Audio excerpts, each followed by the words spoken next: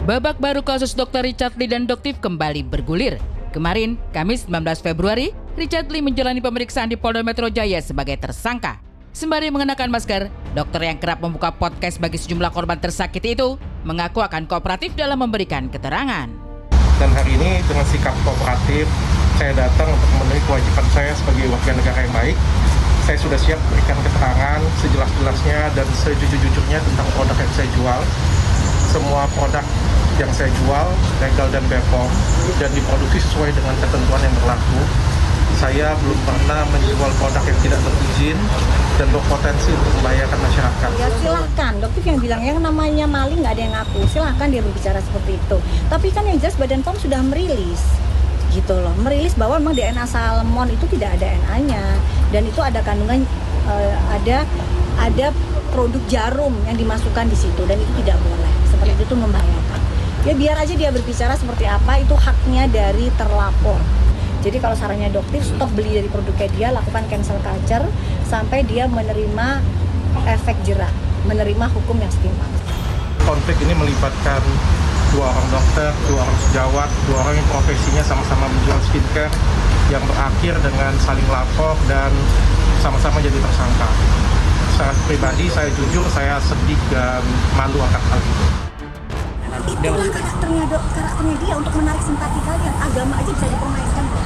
Ya, jadi ya silakan dia berbicara apa aja. Polda Metro Jaya dimainin kok sama dia. Ya, bahkan dia ada pernah chat dengan pejabat BPOM, itu pun dia sebar. Ya, memang dia siapa? Ya dia bisa menyebarkan chat dengan pejabat BPOM sehingga apa pejabat BPOM bisa dihujat. Luar biasanya dia. Makanya kali ini dia harus bisa menerima semua akibatnya. Setelah menjalani pemeriksaan dari sore hingga malam, Richard Lee yang seharusnya ditahan ternyata dilepas untuk kembali ke rumah. Bertemu dengan awak media, ia yakin seyakin-yakinnya jika kebenaran yang selama ini ia teriakan akan terungkap.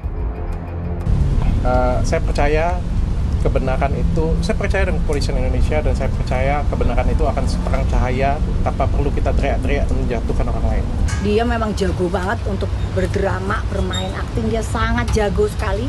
Jadi sedikit pun tadi dokter nggak percaya ya dengan aktingnya dia. Tapi terima kasih dia sudah membuka maskernya dan kalian bisa melihat.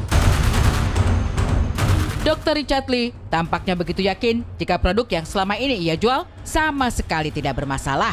Itulah sebabnya, sekalipun kasusnya kini tengah ditangani oleh pihak berwajib, bahkan sudah berstatus tersangka, namun produk yang bermasalah itu masih beredar luas di masyarakat. Jadi baru beli ya sebulan yang lalu ya. Artinya apa? Produk ini masih dijual di pasaran. Ya, oke? Ya. Ini adalah produk dari tersangka DRL. Sama ya, dia masih menggunakan stiker yang dokter bilang didaftarkan ke BPOM, betul didaftarkan ke BPOM tanpa stiker, ya. Tetapi dia jual dan menaikkan harga dengan penempelan stiker. Apa ini kalau bukan bentuk penipuan ke kalian semua?